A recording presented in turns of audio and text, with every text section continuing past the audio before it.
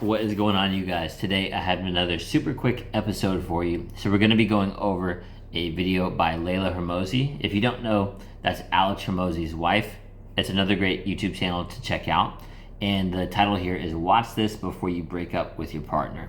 Let's get into it. Have you ever been laying in bed at night and looked across the bed to the person next to you and thought to yourself, is this really who I'm supposed to be with? And trying to figure out, should I stay or should I go? Understanding the difference between preferences and expectations might save your relationship. And that's why I made this video for you. Today, I'd like to offer you a new frame that comes from a place of empowerment rather than blame. There's a lot of content on the internet that talks about being in a toxic relationship. Another person cannot be toxic. However, remaining in a relationship that makes you eventually hate yourself can certainly feel that way sometimes. I had a couple of friends, and what happened was over time, they had one fight, and then a couple months later, another, and then a couple months later, another. And very quickly, it started escalating. And when it got to the peak, they were fighting every 2 weeks. And the cycle was the same. It's what I call the 3 Fs. You fight, you fuck, you forget. And that was the exact cycle they went through. I always knew it was happening because I would get texts from both of them just talking shit about each other. And so this cycle went on for about a year until finally the husband worked up the courage to understand that that relationship wasn't for him. And part of it was a lot of what we talked about. I think one of the first questions I asked him was, is this relationship helping you achieve your goals? And I think a lot of people don't really think about that when they enter a relationship. And instead they're thinking, oh, like I like this person, I love this person, I like having sex with this person. But they're not thinking, is this person helping me achieve their goals? I'm not saying any person is inherently good or bad. They're neutral parties alone. But when they were together, it did not result in either of them driving their lives forward, right? Instead, what it resulted in is both of them slowing down each other's lives. Instead of getting to their goals faster, they were deterring each other from reaching their goals. And so I asked him, I said, how much? Yeah, I like that. Well, I mean, you can think about that too. Like, you have your goals and pretend you're like two horses, right? Just for the sake of the example. You're going in this direction, she's pulling in this direction. Well, you're not exactly going in the same direction, or you could be going in pulling in the complete opposite direction, right? So, like, are they making it easier for you, or are they making it harder for you? Your life have you wasted on this relationship for the last 2 years? And of the time you could have put towards your goals has been stolen by the drama of this relationship. And I think a lot of people don't ask themselves those questions. The framework's gonna apply to whether you're starting a relationship or whether you're in one right now and you haven't established a framework to start. But the first frame I'd like to give you is that your relationship should give you back time. When I married my husband, one of the first things we said was how much time we got back. Being married and being in a relationship actually allowed us to have more confidence. We were both healthier. We made more money together. We had more friends together. We got better at everything together. And we helped each other achieve our goals faster. So we actually gave each other time back. Whereas most relationships steal your most important resource, time, when they're not right for you. Here's the thing, most people talk about how they hate their boyfriend, they hate their girlfriend, they hate their spouse, they hate their ex. Okay, I want to change the frame for this, which is you stay in a relationship that makes you hate yourself. What we need to do.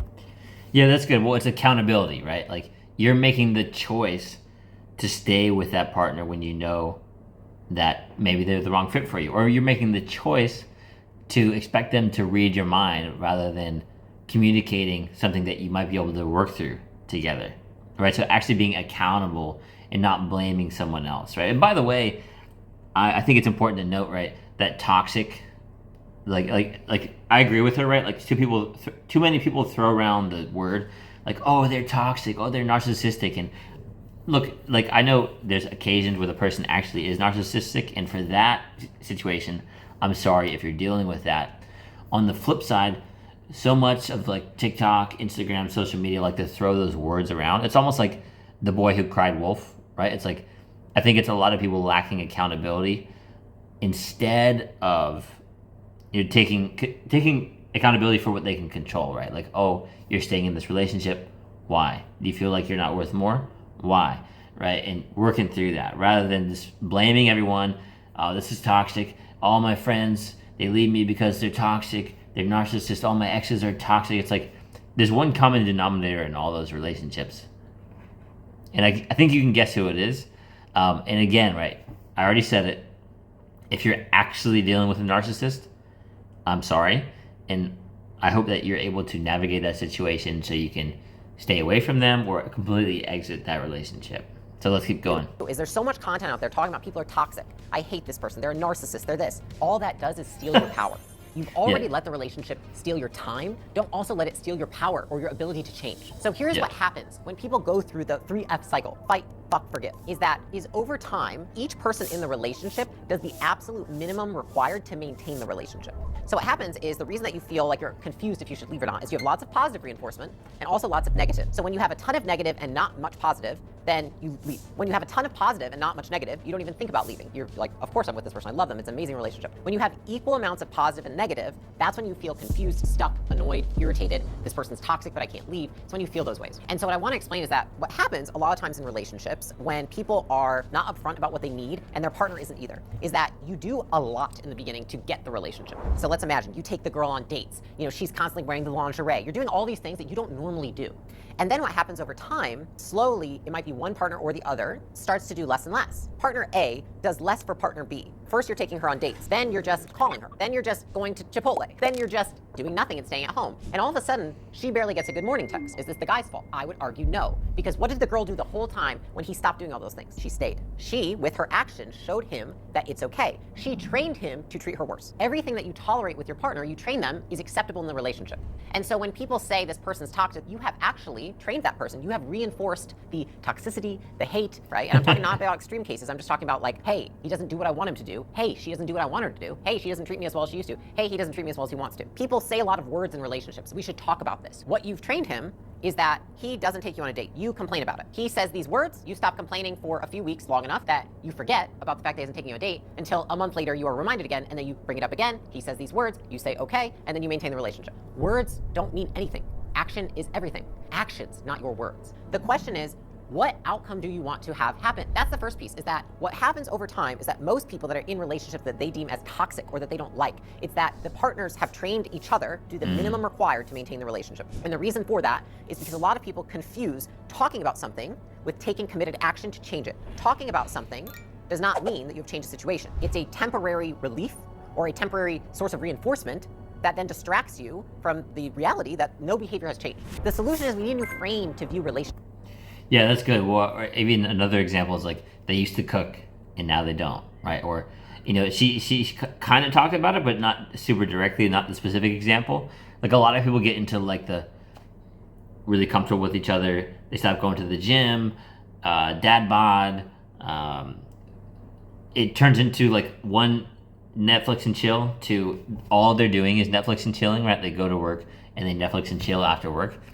Right? They're living together, doing that, right? Rather than continuing to go on dates, right? And look, I get it, like, you know, I'm not saying like go out on dates like all the time. I'm just saying like once a week, right? Once a week or once every 2 weeks. If you have kids, maybe, you know, once a week or once every 2 weeks, being able to leave the kids with someone so you can actually go out on a date together, right? Because you kill the relationship basically if you avoid that, right? It'll die if you stop dating and all you're doing is, you know, doing the bare minimum stuff and turning it into like a Netflix and chill situation.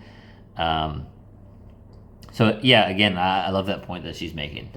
Through that demands we take responsibility for our actions and that we leave with more respect for ourselves than we had to begin with. A lot of traditional advice about relationships leaves people feeling disempowered. It leaves people blaming others. It leaves people having less responsibility. And ultimately, it actually degrades people's confidence because they're thinking about it through the wrong lens. They're constantly looking at what's wrong with that person. Well, here's the news. That guy that doesn't take you on any dates, there's a girl that doesn't give a fuck about going on a date. She'd be great for him. And so the reality is, it's not that any one person is toxic, bad, a bad boyfriend, a bad girlfriend. It's that you are not a match. And a lot of the times we're sitting there playing the blame game when the reality is that you just didn't take the time to be methodical about the person you're in a relationship with. Most people don't think about a relationship even as much as they think about taking a new job. Most people take more time to think about.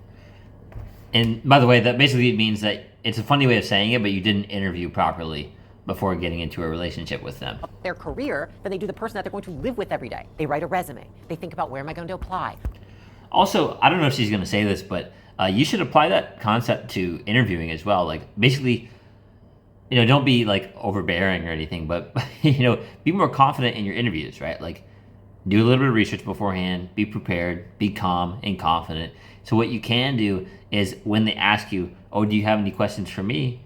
You do, right? And so basically what you're doing is treating yourself as more like a company and like them, like you're hiring them, right? Like, do you want to actually work with them? Like almost think about it in almost like a sense of like, are they a good fit for me to work with, right? Even though you're going to be the employee, right? Just think of it like, is this company actually a good match for me, right? So you can actually start to do it in more of like a dating sense, right? Where it's like, we're both seeing if this is a good match here. What are my strengths and weaknesses? What do I want in an organization? But you're not even going to think about the person that is literally in your life every single day that you sleep next to. Most people put more effort into their resume than they do the relationship. I want to reverse that so that we have a frame to go into relationships with. So here's the frame that I propose. I would like us to view relationships through a frame of self-respect. People think that relationships and being discontent in them is about the other person. I am here to tell you it is about you. What is most important is that you maintain a relationship that increases or maintains the respect you have for yourself. I want you to follow along, and if you're in a relationship right now and you're trying to figure out if you want to stay or go, I want you to write down these questions I'm about to give you, because these questions will help you determine, does my self-respect increase or decrease in this relationship? It is not about the person, it is about how you feel at the end of the day, by yourself, alone. How do you feel about yourself? And is this relationship making you feel better or worse? The first question I would pose, under what conditions do you gain, maintain, and lose respect for yourself? For example, my marriage makes me respect myself more. Why? Because of the way that we treat each other. We make each other's lives better. Because of the fact that my husband empowers me. Of course I gain more respect for myself. Why else do I gain respect for myself? Because I do the same for him. And so within our relationship, I feel I am a better version of myself, and my self-respect grows. It grows not just because of how he treats me, but because of how I treat him. That person that you're with, that you may be losing respect when you're in a relationship with them, there's somebody else out there who has different conditions under which they respect themselves. And though you may lose respect by being in a relationship with this person, they gain respect for themselves. I'll give you an example. Say there's a guy and he's with a girl and she's beautiful, but he loses respect for himself because she's not very intelligent, she doesn't contribute much to the household, she kind of just sits around and looks pretty. And he over time loses respect for himself because for him, he gains respect if he has a woman of high intelligence who he can have conversations with. Well, there's also a guy out there who all he would like to gain self-respect is a woman who looks pretty and is on his arm at all the banquets and the galas he goes to, etc. That same woman, it's not about her. She doesn't need to change. She just needs somebody who gains respect when they're with her. There's nothing wrong with her. Just like there's nothing wrong with the person you're with, there's nothing wrong with you. What relationships do I have right now that make me like myself less? You can all think of that friend who maybe you've been friends with for a while, but they started to act kind of shitty. Maybe they quit their job, they're kind of bumming around, they're not really going anywhere. Do you feel better or worse being a friend to them? The same goes for your significant other. The third question I want to pose to you, and we're going to break this one down, does this person increase or decrease my stats? Essentially, this is a way to quantify if a person makes your life better or worse. There's a caveat here. You must have supporting evidence that they have increased or decreased your stats. The first one is health. Have you become healthier or less healthy since entering a relationship with this person? It could mean that you're eating better, or it could mean that you're eating worse, whatever it means to you. Has being in the relationship made your health better or worse? The second one, wealth. By the way, like, I just want to go ahead and acknowledge this because she just said it. The dad bod is entirely your fault, right? Or the gained weight. Like, let's look at it this way, right? Because she's talking about, instead of blaming the relationship or blaming someone else and being in an empowering state, right? What you want to do is realize there's two types of people, right? Let's say you're fit, like you're in good shape already. That person who was fit, going to the gym every day, gets into a relationship, and they maintain that everyday gym schedule, right? They don't break the promise of themselves. They don't break that boundary because they're in a relationship. And there's a second person who's really fit and gets into a relationship, and then they get comfortable and they let themselves go, right? And I will say there's one like small caveat to this. Basically, like, your partner can not be helpful in those situations, right? Like, and that's one thing you'll notice too, right? It's like, are they trying to get you to eat more sweets, ice cream, drink alcohol, things that are bad for you, right? Are they encouraging, like, oh babe, do you really have to work today? Do you really have to keep you're going out again to work? You're going out to the gym again? You just went yesterday, right? Why don't you stay in and sleep with me? Why don't we eat some Ben and Jerry's and watch a movie? You know, like, you see what I'm saying? Like versus a girl who's like, oh babe, didn't you want to go to the gym today? Like, didn't you say you wanted to hit the gym earlier? Right? Like, that's the key difference. Like, she'll actually support you. Maybe she'll be cooking you or meal prepping you, like healthy meals. So that's a big part of this too. In the relationship made it easier or harder to achieve your wealth goals. Third one is happiness. Has being in that relationship made it easier or harder for you to be happy?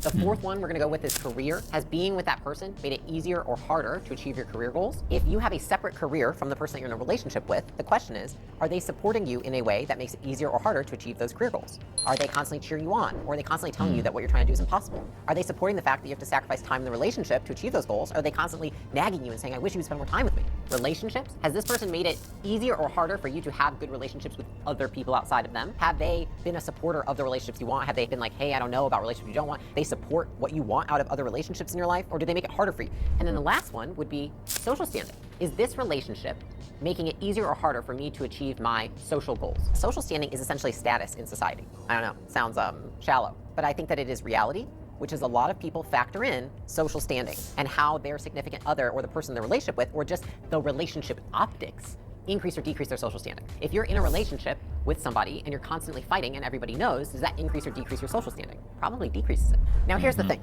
Every person has different preferences as to what's important to them. So you could go through that list and you'd be like, oh my gosh, they've only increased 2 areas of my life.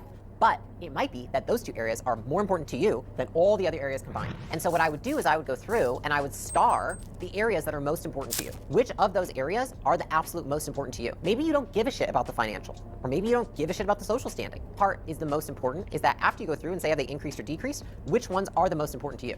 If you look at relationships, people say they want this huge array of things, but when you really get down to it, people have like 2 things that are really important to them. And everything else, you can kind of forget. We're not gonna expect that every single relationship is going to like increase off the charts all of somebody's stats. But what is important is that does being in that relationship make the stats go up in the 1 or 2 areas that are really important to you? I think that at the end of the day, relationship comes down to expectations. And a lot of people don't express the expectations they have to their partner until those expectations are no longer being met. And so if you're not there yet, I would say if you have expectations that your partner is unaware of, make them aware of what those are. And the way that I look at an expectation is, this is what I would like out of a relationship. Is that something that you can commit to? Now, me personally, I actually would keep my expectations very low. I like to have high expectations. And you should have that conversation before getting into the relationship, obviously. Myself, low expectations of my partner, and honestly of other people in general. I don't think it's fair to put very high expectations on others. And I also believe that we can have preferences rather than expectations. Like beyond deal-breaking expectations, I think that it is about remaining flexible and remembering that expectations and preferences are different. I can prefer that my husband does something and he can do something different. That doesn't mean I need to be in a bad mood, or I need to break up with him, or I need to hate him for it. It just means that we have different preferences. And I think that a lot of the times people conflate their preferences with standards or expectations, and it kind of just looks like... Yeah, that's good. Like preferences versus non-negotiables, basically. Like what do you absolutely, what are you okay with, what are you not okay with in a relationship? And then the preferences are completely different. That's a bit of a lighter thing. And I like that idea of like not having such high expectations of someone that is not yourself, right? Because you can't really control what they do. But what she is saying is like still like interviewing and figuring out who's actually the best fit for you long term by watching out for the good traits here and being, I hope she says it, I'm going to say it at the end, more open with your communication. Controlling. And so for me, I think what's always helped me the most is I just recognize that I have preferences, and I also recognize that things don't always go my way. And that's okay, because I think at the end of the day, you go through that list, the few things that you star, those are the most important things that you stand by. And I think everything else, like they don't brush their teeth when you want them to, they like sometimes wake you up when they get out of bed, they leave clothes on the floor, maybe they don't hang out with the kids as much as you want them to, like, is that really going to be a deal breaker? Do you really want to exert that kind of authority over somebody else's life and make them feel like they're being controlled? I think not. Let's say someone is bouncing from relationship to relationship each time. Like this person wasn't a fit, this person wasn't a fit. Ever find someone where like actually maybe you're the problem? When they are constantly bouncing from relationship to relationship and saying that the other person is the issue, there's either one of 2 things in my opinion, which would be either that they do not know how to express their expectations to the person that they're in the relationship with, or it's that they are unaware of their own deficits and how that's affecting the relationship. And so because of their lack of awareness, they're never fixing those things, which make it very hard for anybody else to be in a relationship with them. The bottom line is this. A lot of people stay in relationships that make them hate themselves. It's not the person that makes you hate yourself. It's the fact that you maintain and stay in the relationship and tolerate it. The reason I want to make this video is because people ask me all day, every day, should I stay in this relationship or not? I have no feelings towards somebody's significant other. That story I was telling you about my friends, I don't have any feelings specifically towards the man or the woman. I just want them both to be the best version of themselves. And I want that for anybody that's watching this content. I feel very blessed that I have found somebody that I truly feel like we both make each other better, increase each other's self-respect because of the relationship that we've created. And so I just ask you that if you're trying to figure out if you stay or you go, which behavior would result in higher self-respect? It is not about the person, but it is about maintaining self-respect. Awesome, guys. Yeah, well, so, and one last thing there too, because they were talking about like bouncing from relationship to relationship. I agree with what you were saying there, and one, like you want to be taking accountability for like, maybe you're not being open enough about your communication, right? Because there's a reason that you keep bouncing from relationship to relationship without like actually staying in one longer. And there's a lot of advice on the internet like it kind of goes along with like the, oh, everybody's a toxic narcissist. It's like, why not learn to be more open with your communication, and so you can filter out relationships that are a good fit for you or not a good fit for you faster, right? And you can feel it out, and instead of, because a lot of people give the advice, along with the toxic thing, they're like, oh, just break up with them.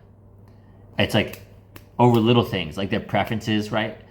They'll be, oh, just break up with them, you can just find another person, right? Like it's like crabs in a bucket keeping each other single. So my advice to you would not be to do that unless it's like an absolute non-negotiable, like they cheated, right? Or it's just something that you absolutely know, like you can't do, like you want kids and they don't want kids, or something else, right? Like maybe a boundary was crossed, right? But actually be open with your communication, because I think one thing people do is they expect people to read their minds. They're like, oh, I've been dating this person, or I've been dating this person for a long time. They should know what I want. They should understand me. Get that out of your head, right? Like I would 100% recommend that you just say it, because people will say, what's wrong? Nothing. What's wrong? Nothing, I'm fine. I'm just tired. It's like, just say it, right? I mean, like, tell them like, hey, I've got something going on. I'll tell you about it later, after I've sorted it out in my head. Something, right? Like keep the communication open rather than expecting people to read your minds, and you start to have more, healthy, whether it's short-term or long-term relationships. So if you made it this far, thank you guys for watching. Like, comment, subscribe, and I'll see you in the next one. You got this, bro.